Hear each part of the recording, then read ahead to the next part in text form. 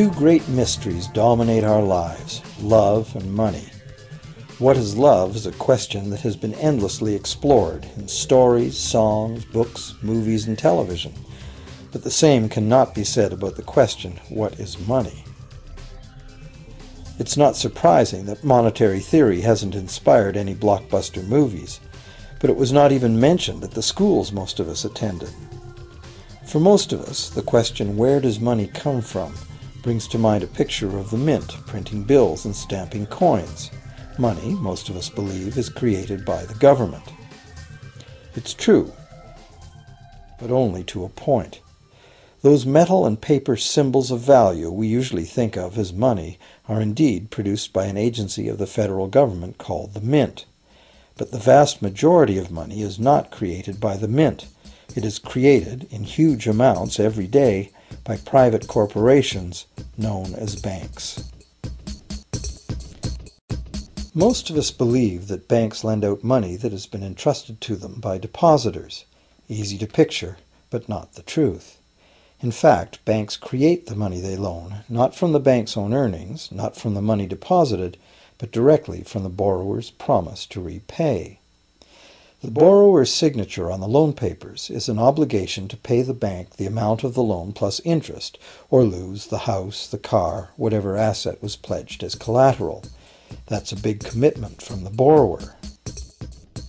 What does the same signature require of the bank? The bank gets to conjure into existence the amount of the loan and just write it into the borrower's account. Sound far-fetched? Surely that can't be true. But it is.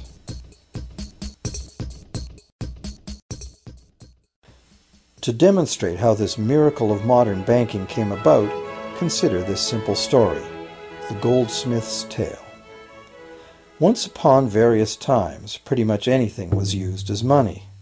It just had to be portable, and enough people had to have faith that it could later be exchanged for things of real value, like food, clothing, and shelter. Shells, cocoa beans, pretty stones, even feathers have been used as money. Gold and silver were attractive, soft, and easy to work with, so some cultures became expert with these metals. Goldsmiths made trade much easier by casting coins, standardized units of these metals whose weight and purity was certified. Well, to protect his gold, the goldsmith needed a vault, and soon his fellow townsmen were knocking on his door, wanting to rent space to safeguard their own coins and valuables. Before long, the goldsmith was renting every shelf in the vault and earning a small income from his vault rental business. Years went by, and the goldsmith made an astute observation. Depositors rarely came in to remove their actual physical gold, and they never all came in at once. That was because the claim checks the goldsmith had written as receipts for the gold were being traded in the marketplace as if they were the gold itself. This paper money was far more convenient than heavy coins, and amounts could simply be written instead of laboriously counted one by one for each transaction. Meanwhile, the goldsmith had another business. He lent out his gold, charging interest. Well, as convenient claim check money came into acceptance, borrowers began asking for their loans in the form of these claim checks instead of the actual metal. As industry expanded, more and more people asked the goldsmith for loans. This gave the goldsmith an even better idea. He knew that very few of his depositors ever removed their actual gold, so the goldsmith figured he could easily get away with lending out claim checks against his depositors' gold, in addition to his own. As long as the loans were repaid, his depositors would be none the wiser and no worse off, and the goldsmith, now more banker than artisan, would make a far greater profit than he could by lending only his own gold. For years, the goldsmith secretly enjoyed a good income from the interest earned on everybody else's deposits. Now a prominent lender, he grew steadily richer than his fellow townsmen, and he flaunted it. Suspicions grew that he was spending his depositors' money. His depositors got together and threatened withdrawal of their gold if the goldsmith didn't come clean about his newfound wealth. Contrary to what one might expect, this did not turn out to be a disaster for the goldsmith. Despite the duplicity inherent in his scheme, his idea did work. The depositors had not lost anything. Their gold was all safe in the goldsmith's vault. Well, rather than taking back their gold, the depositors demanded that the goldsmith, now their banker, cut them in by paying them a share of the interest. And that was the beginning of banking.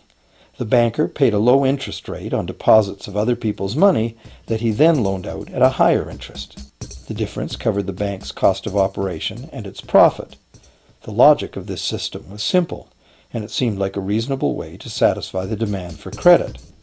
However, this is not the way banking works today. Our goldsmith banker was not content with the income remaining after sharing the interest earnings with his depositors, and the demand for credit was growing fast as Europeans spread out across the world. But his loans were limited by the amount of gold his depositors had in his vault. That's when he got an even bolder idea. Since no one but himself knew what was actually in his vaults, he could lend out claim checks on gold that wasn't even there. As long as all the claim check holders didn't come to the vault at the same time and demand real gold, how would anyone find out?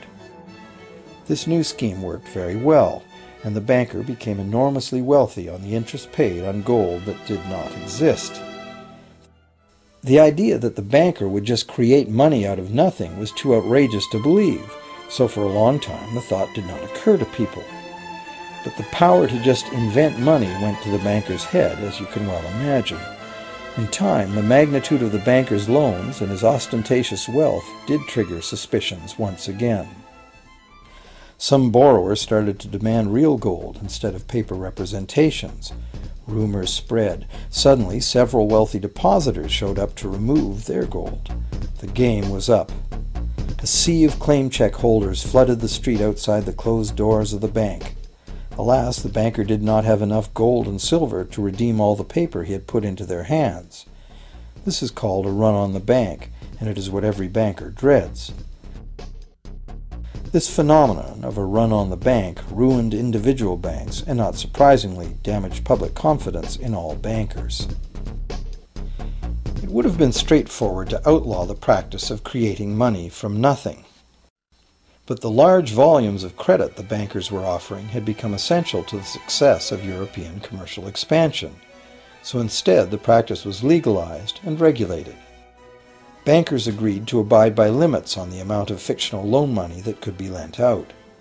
The limit would still be a number much larger than the actual value of gold and silver in the vault. Quite often the ratio was 9 fictional dollars to 1 actual dollar in gold. These regulations were enforced by surprise inspections. It was also arranged that, in the event of a run, central banks would support local banks with emergency infusions of gold. Only if there were runs on a lot of banks simultaneously would the banker's credit bubble burst and the system come crashing.